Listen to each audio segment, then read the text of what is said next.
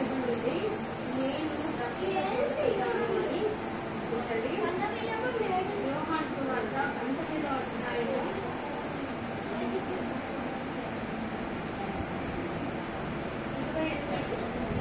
28వ వచనంలో చదువుతున్నాము. అటు తర్వాత సమస్తమును అప్పటికి సమాప్తమైనదని యేసుకి లేఖనము నెరవేరునట్లు నేను తప్పికొనుచున్నానని చిరకతో నిండి ఉన్న ఒక పాత్ర అక్కడ పెట్టి ఉండేది కనుక వారు ఒక స్పాంజి చిరకతో నిండి హిస్సోపు కొడుకకు తగిలించి ఆయన నోటికి అందించిరి. యేసు ఆ చిరక పుచ్చుకొని సమాప్తమైనదని చెప్పి తల వంచి ఆత్మను అప్పగించును. ఇక్కడ యేసు ప్రభు 5వ మాట ఏంటంటే నేను తప్పికొనుచున్నాను అని. సహజంగా ఎవరైనా చనిపోతే చివరిగా ఏం చెప్పారు అని అంటారు కదా. లైఫ్ అంతా ఎంతో ఏ విధంగా జీవించిన కానీ చివరి సమయంలో ఏమైనా చెప్పారా అని అంటూ ఉంటారు కదా. అంటే చివరి మాటలు అంత విలువైన మాటలు. ఆ విలువైన మాటలు ఇప్పుడు ఏడు మాట్లాడారు కదా యేసు ప్రభు. అంత బాధలో కష్టంలో యేసు ప్రభు ఒక శరీరాకారంతో ఉన్నాడు, కానీ ఆయన దేవుడే కదా. 100% ఆయన అసలు మనిషి మానవ రూపంలో ఉన్నటువంటి వ్యక్తి. 100% కూడా ఆయన దేవుడే. ఈ ఆకారంతో ఉన్నప్పటికీ కూడా యేసు ప్రభు మన వల్లే శ్రమపడుతున్నాడు కదా. కొరడా దెబ్బలు, రక్తము కారిపోతా ఉంది. మనిషి శరీరంలో 70% వాటర్ ఉంటది కదా. ఈ రక్తం అంతా ఈ కొరడా దెబ్బలు, తర్వాత ముళ్ళ కిరీటము, చేతులలో కాళ్ళలో గాయాలు, పక్కలో గాయం, అంటే అన్ని చోట్ల నుండి ఆయన రక్తం అంతా కారిపోతా ఉంది. అటువంటి స్థితిలో అసలు ప్రాణం పోయే స్థితిలో కూడా నేను తప్పికొనుచున్నాను అంటాడు. ఇది మళ్ళీ ఏమంటే లేఖనము నెరవేరినట్లు అంటారు. చాలా చోట్ల లేఖనంలో నెరవేర్చటకే వచ్చాను కానీ కొట్టివేయటకు నేను రాలేదు అంటాడు. యేసు ప్రభు పుట్టక ముందే ఆయన పుడతాడు అని చెప్పాడు. ఆయన ఏ విధంగా జీవిస్తారనే ప్రవచనములు ఉన్నాయి. ఆయన ఏ ప్రాంతంలో జీవిస్తాడనే ప్రవచనం కూడా మనం చూసాం. అయితే లేఖనంలో నెరవేర్చుకున్నట్లు ఇది కూడా నెరవేర్చాలని తప్పికొంచున్నాను అంటాడు. తప్పికొంచున్నప్పుడు నిజంగా పాట్ ఇవ్వాలి కదా. వీళ్ళు ఏం ఇస్తున్నారు? ద్రాక్షరసం ఇస్తున్నారు. హిస్సోపుతో ఇక్కడ చూస్తే ఏమంటారంటే చూడండి, ఒక పాత్ర అక్కడ పెట్టి ఉండేమో కనుక వారు ఒక స్పాంజితో చిరకతో ముంచి హిస్సోపు కొడుకుతో తగిలించి ఆయన నోటికి అందించి అంది కదా. ఇదే మాట లూకాసు వార్తలో చూస్తే ఏ విధంగా ఉందంటే, లూకాసు వార్త లాస్ట్ లో ఉంది రండి, 23వ అధ్యాయంలో మత్తయి సువార్త రండి. మత్తయి సువార్తలో చూద్దాము.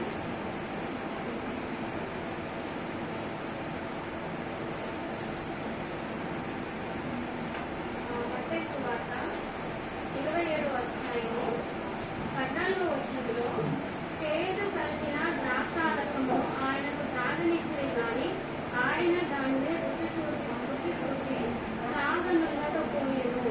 ఇక్కడ ఒక ద్రాక్షారసము ఆయనకు త్రాగనిస్తున్నారు. ద్రాక్షారసము అంటే ఇంకా మార్కు సువార్తలో చూస్తే 15వ అధ్యాయంలో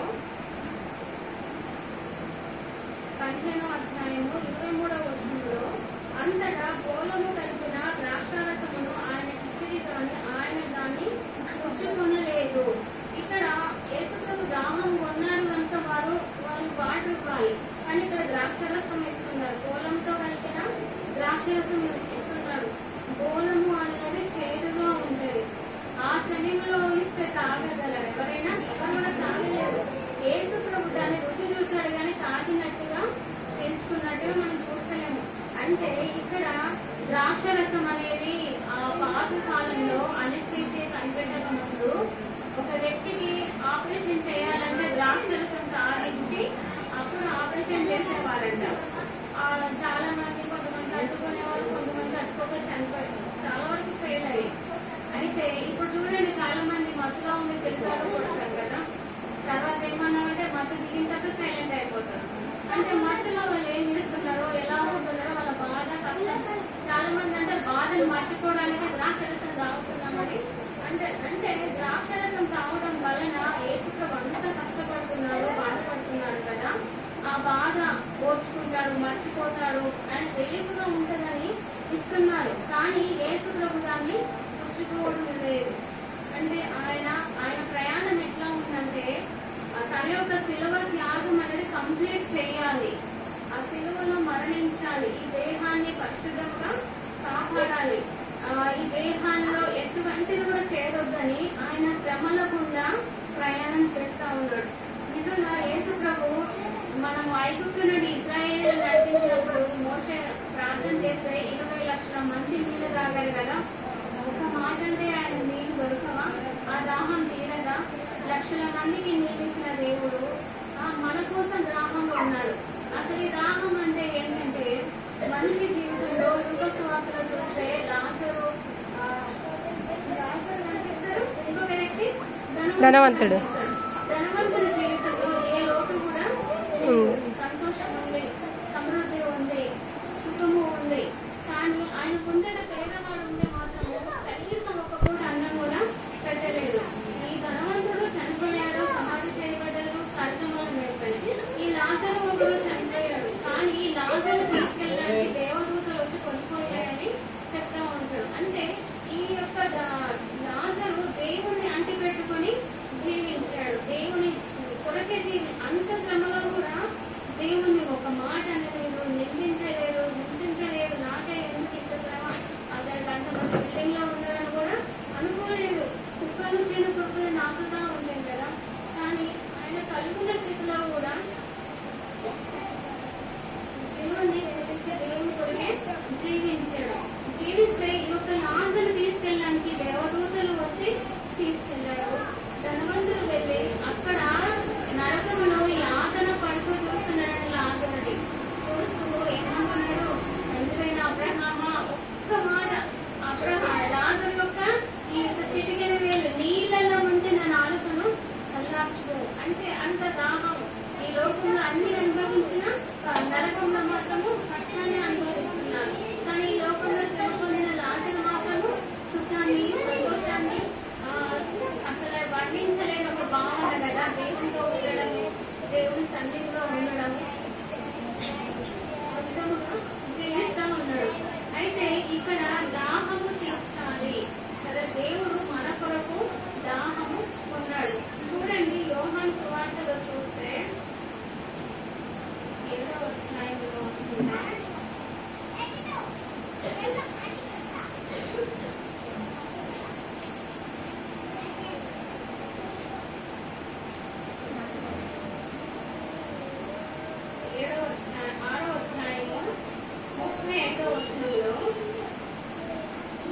అందుకు యేసు వారితో ఇట్లనెను, జీవాహారము లేని నా యొద్దకు వచ్చువాడు ఏ మాత్రము ఆకలి కొనడు, నా యందు విశ్వాసం ఉంచువాడు ఎప్పుడునూ దప్పిక కొనడు అని దేవుని వాక్యం సెలవిస్తుంది.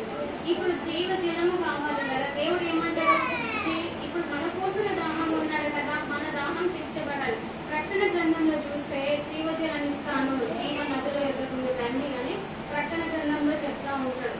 ఈ యొక్క జీవజలం దేవుడు మాత్రమే ఇవ్వగలడు. ఇప్పుడు జీవజలం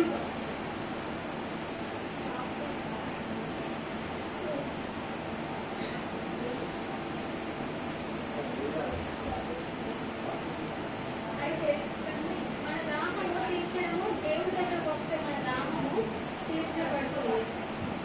మనం దేవుని యొద్దకు రావాలి. ఇంకో మాట చూద్దాం, ఇక్కడ నాయందు విశ్వాసము జీవాహారము లేని, నాయందు విశ్వాసముంచువాడు ఎప్పుడును దప్పికొనడు. మనం దేవుని యందు విశ్వాసం ఉంచితే దప్పిక అనేది ఎప్పుడు ఉండదు అని దేవుని వాక్యం సెలవిస్తుంది. యేసుప్రభు చూడండి, సమరయ స్త్రీ దగ్గరకు వచ్చి కొన్ని కిలోమీటర్లు మైళ్ళ ప్రయాణం చేసి సమరయ స్త్రీ దగ్గరకు వచ్చి, అంటే తనంత భాగ్యమైన నీళ్ళ కోసమే వచ్చింది కదా మధ్యాహ్నము, కానీ నేను నీకు జీవ జలం ఇస్తాను అంటాడు. ఎప్పటికీ దప్పికొనవు అంటాడు. జీవ జలము దేవుడు ఇస్తాడు. అవి పొందాలంటే మనము దేవుని వద్దకు రావాలి. చూడండి యోహాను సువార్త 7వ అధ్యాయము 7వ అధ్యాయంలో 37వ వచనం చదువుకుందాం. ఆ పండుగలో మహాదినమైన అంత్యదినమున యేసు నిలిచి, ఎవడైనను దప్పికొనిన యెడల నా యొద్దకు వచ్చి దప్పి తీర్చుకొనవలెను. నా యందు విశ్వాసముంచు వాడెవడో లేఖనము చెప్పినట్లు వాని కడుపులో నుండి జీవజల నదులు పొదలి పారునని దగ్గరగా చెప్పెను. ఎవడైనా దప్పికొని ఉంటే దేవుని యొద్దకు రావాలి. దేవుని యొద్దకు వస్తే మన దప్పిక తీర్చబడుతుంది. నా యందు విశ్వాసం ఉంచు వారెవరో లేఖనము చెప్పినట్లు దేవుని యందు విశ్వాసం ఉంచిన వారి కడుపులో నుండి జీవజల నదులు పారును. దేవుని వాక్యం చదివిస్తుంది. ఇదేమంటే సామెతల గ్రంథంలో కూడా రాయబడి ఉంటుంది. ఒకసారి చూద్దాము. ఇక్కడ 4వ అధ్యాయంలో 4వ అధ్యాయము 20వ వచనంలో, నా కుమారుడా నా మాటలని ఆలకింపుము, నా వాక్యములకు చెవియొగ్గుము, నీ కన్నుల ఎదుట నుండి వాటిని తొలగనీయకుము, నీ హృదయం నుంచి వాటిని భద్రము చేసుకొనుము. దొరికిన వారికి అది జీవమును, వారి సర్వ శరీరములకు ఆరోగ్యమునిచ్చును. నీ హృదయములో నుండి జీవధారలు బయలుదేరును. కాబట్టి అన్నిటికంటే ముఖ్యముగా నీ హృదయమును భద్రముగా కాపాడుకోను. అంటే అప్పుడు దేవుని యొద్దకు వచ్చి ఆయన యందు విశ్వాసం ఉంచిన వారి కడుపులో నుండి జీవజల నదులు పారులని యోహాను సువార్తలో ఉంటే, ఇక్కడ దేవుని వాక్యమును చెవియొగ్గుము. ఆ యొక్క వాక్యము దేవుని మనిషి హృదయంలో భద్రపరుచుకుంటే అవి దొరికిన వారికి జీవమును, వారి సర్వ శరీరములకు ఆరోగ్యమునిచ్చిన దేవుని వాక్యం చదివిస్తుంది. తర్వాత హృదయంలో నీ హృదయంలో నుండి జీవధారలు బయలుదేరును. కనుక మనం దేవుని యొద్దకు రావాలి. నమ్మి విశ్వాసం ఉంచిన వాడు రక్షణ పొందినది దేవుని వాక్యం చదివిస్తుంది. మనం ఏ విషయంలో అవిధేయులు కాక దేవుణ్ణి వెంబడించే వారిగా ఉండాలి. ప్రభువైన యేసు మన దాహం తీర్చడానికి ఆయన దప్పికొంటున్నాడు. ఒక మనిషి ఆకలిగా ఉన్నాడు యేసు ప్రభు కదా. ఎంతో మార్గంలో వెళ్తున్నప్పుడు ఆయన ఆకలి వేసినప్పుడు ఎక్కడ దగ్గర పొలంలో ఉంటాయని చూస్తూ అలా జరిగిపోతుంది. అంటే ఒక మానవ శరీరంలో ఉండి మన కొరకు ఆయన దప్పికున్నాడు. మన కోసమైనా ఆకలి విషయమే కూడా శోధింపబడు. అంటే మన వల్లే ఆయన శోధింపబడుతున్నాడు. చూడండి, హెబ్రీయులకు రాసిన పత్రిక 4వ అధ్యాయం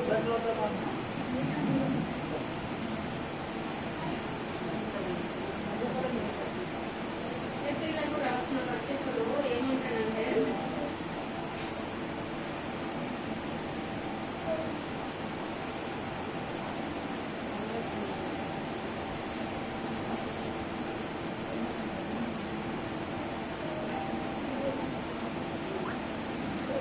అక్కడ ఏమంటాడంటే, మన వల్ల శోధింపబడినా కూడా ఆయన పాపము లేని వాడు. చూడండి, 4వ అధ్యాయము 15వ వచనంలో, హెబ్రీయులకు రాసిన పత్రిక 4వ అధ్యాయము 15వ వచనంలో, మన ప్రధాన యాజకుడు మన బలహీనతల యందు మనతో సహానుభవం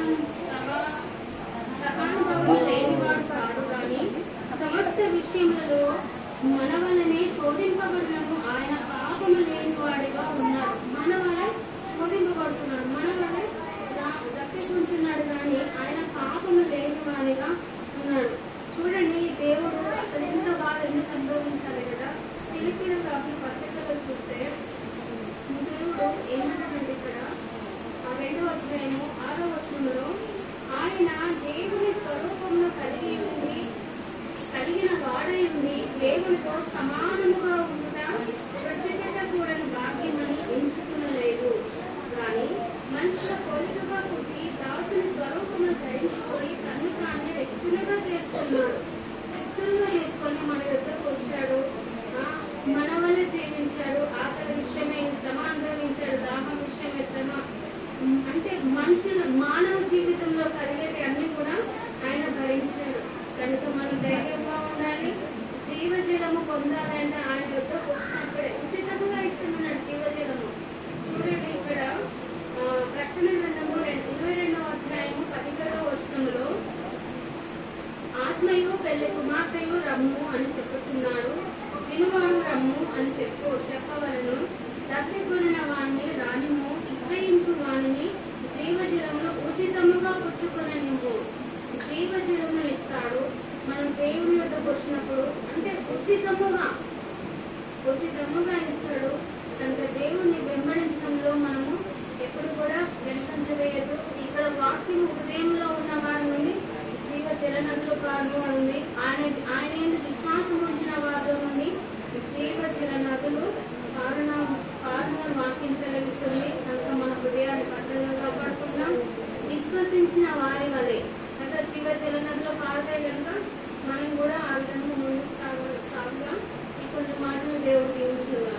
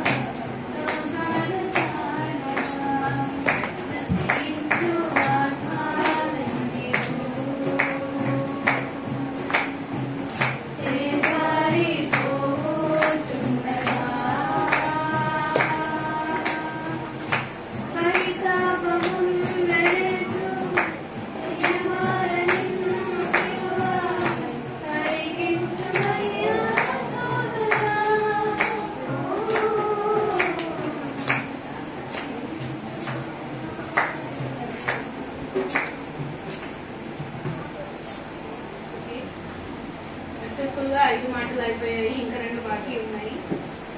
ఈ 5 మాటలు మనం చూసుకున్నట్టయితే ఇప్పటివరకు చెప్పిన వాళ్ళంతా ఆల్రెడీ చెప్పిన వాళ్ళు, అంటే మనం ఆల్రెడీ వింటూ ఉన్నాం అన్నమాట. ఇంకా కొత్త వాళ్ళు కూడా ముందుకు రావాలి. మీకు ఒక ఎగ్జాంపుల్ చెప్తానండి. నేను ఆఫీస్ లో ఉంటాను కదా, నేను యాక్చువల్గా ప్రెషర్ని కదా, నాకు జాబ్ ఎక్స్పీరియన్స్ ఏం లేదు. సో ఒకసారి ఏమైందంటే మా ప్లాన్స్ అంటే పెద్దవాళ్ళ ముందు హెడ్స్ ముందు ఎక్స్ప్లెయిన్ చేయాల్సిన సిచ్యువేషన్ వచ్చింది అనమాట. అప్పుడు మా హెచ్ఓడి ఏంటంటే నువ్వు నేర్చుకోవాలన్నా నదిలో ముందు తొక్కుతా ఉంటారు మా హెచ్ఓడి. అట్లా చేస్తూ ఉంటారు. మా హెచ్ఓడి ఇక్కడ ఉండి ఒక 15-20 మంది ఉన్నారు. దాంట్లో వాళ్ళందరూ పెద్ద పెద్ద వాళ్ళు ప్లాన్ హెడ్స్ అనమాట. వాళ్ళందరూ ఉన్నారు.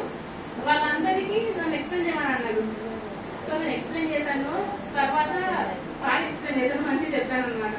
దాని తర్వాత మా బయటకు వచ్చాక మా మేనేజర్ని అడిగాను. మా మేనేజర్ని అడిగితే నీ ఫ్లో బాగుంది అంటే చాలా బాగా ఎక్స్ప్లెయిన్ చేసినావు, ప్రతిదీ అన్ని కవర్ చేసినావు, మళ్ళీ ఎక్కువ టైం తీసుకోవట్లేదు, అన్ని నీట్ గా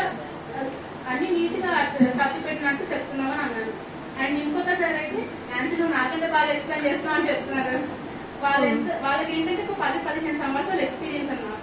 అట్లాంటి వాళ్ళు నాన్సీ నువ్వు ఇంత బాగా ఎక్స్ప్లెయిన్ చేస్తున్నావు, ఇంత మంచిగా ఎట్లా చేస్తున్నావు అని అంటున్నారు. ఇదంతా మనం ఏంటంటే అంటే ముందు ప్రార్థన చేసుకొని ఎక్స్ప్లెయిన్ చేసి వెళ్దామండి, అదే ఓకే. బట్ ఇక్కడ నేను మీ ముందు మాట్లాడుతున్నాను కాబట్టి అక్కడ వాళ్ళ ముందు కూడా నేను మాట్లాడగలుగుతున్నాను. ఇక్కడ వచ్చి మాట్లాడడం అనేది చిన్న విషయం కాదండి. ఇక్కడ వీళ్ళందరినీ చూసుకుంటే వీళ్ళు ఆల్రెడీ చెప్పిన వాళ్ళు కాకుండా మనం ఇంకా వేరే వాళ్ళు కూడా ముందుకు రావాలి. కొత్త వాళ్ళు కూడా నెక్స్ట్ టైం ముందే చెప్పాలి. కాబట్టి నెక్స్ట్ టైం మీరు ముందుకు రావడానికి ట్రై చేయండి. ఇక్కడ వచ్చి మాట్లాడడం అనేది చిన్న విషయం ఏం కాదు. అంటే మేము ఫోర్స్ చేయట్లేదు, కానీ మీరు కూడా వచ్చి మాట్లాడితే బాగుంటుంది. మీరు కూడా వచ్చి ఇక్కడ నిల్చొని చూస్తే ఎలా ఉంటుందో మీకు కూడా తెలియాలి. ప్రతి ఒక్కరికి ఆ జ్ఞానం ఉండాలి. మనం ఫ్యూచర్ ఇప్పుడు మనం బయటికి వెళ్ళి సాక్ష్యం చెప్పాలండి, బయటికి వెళ్ళి సువార్త ప్రకటించాలి. నువ్వు నీ సంఘర్షణ ముందు నువ్వేం చెప్పలేకపోతే బయటికి వెళ్ళి మనం ఏం చెప్పలేం కదా. కాబట్టి నెక్స్ట్ టైం ఇంకా కొత్త వాళ్ళు ముందుకు రావాలని కోరుకుంటున్నాము. అండ్ ఈ 5వ మాట గురించి ప్రార్థన దేవయాంకులు ప్రార్థన చేస్తారు.